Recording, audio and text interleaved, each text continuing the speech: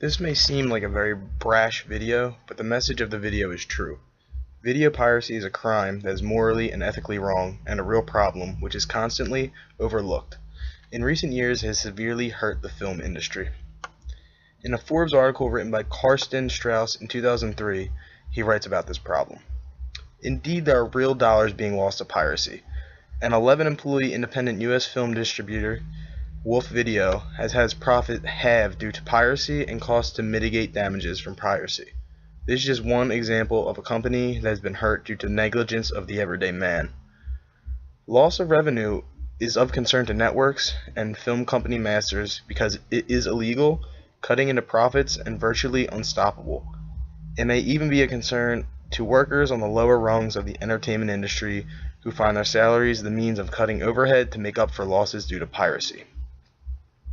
Trying to make examples of small-time players by suing individual file shareholders, lawsuits against a casual file share may scare some of them straight back into the arms of legit streaming sites like Netflix, but that's not the norm. Clearly, however, the risk to a small-time player of getting caught or ending up as a defendant in a lawsuit is low enough that the internet file sharing persists as a major problem for the industry. Indeed, by some accounts, the problem is growing. One convicted of copyright infringement in the United States may be imprisoned for up to 5 years and fined up to $250,000, or both. Repeat offenders may be sentenced up to 10 years imprisonment. Civil penalties may even be greater, from a financial standpoint that is. Statutory damages under the Copyright Act range from $200,000 per infringement up to $150,000 per infringement, depending upon the circumstances. In music, movie, and software piracy, what's your chance of getting caught? Nick Moki gives very important statistics about piracy. According to Pew Internet and American Life Project, 36 million Americans admitted to downloading music or video files on the internet in 2005. That's among a nation of 296 million people in the same year, according to the U.S. Census Bureau, or roughly 12 out of every 100 Americans.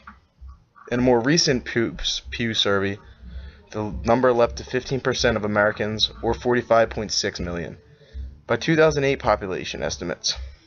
Roughly 35,000 people have been caught pirating movies or music from 2003 to 2008 when they started cracking down.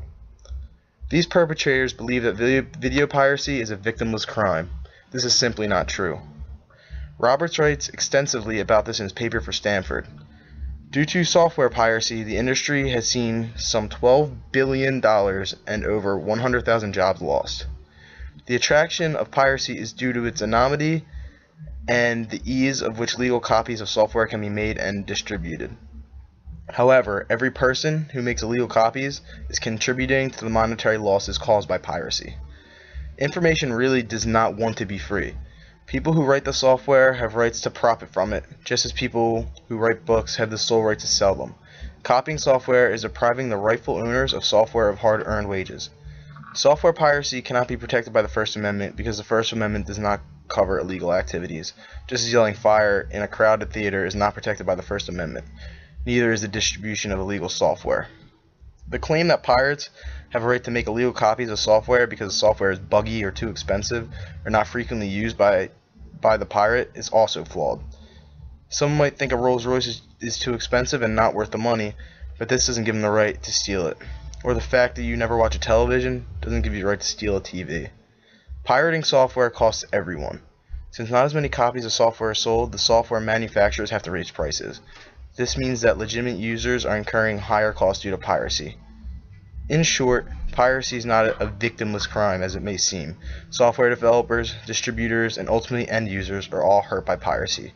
It needs to be stopped.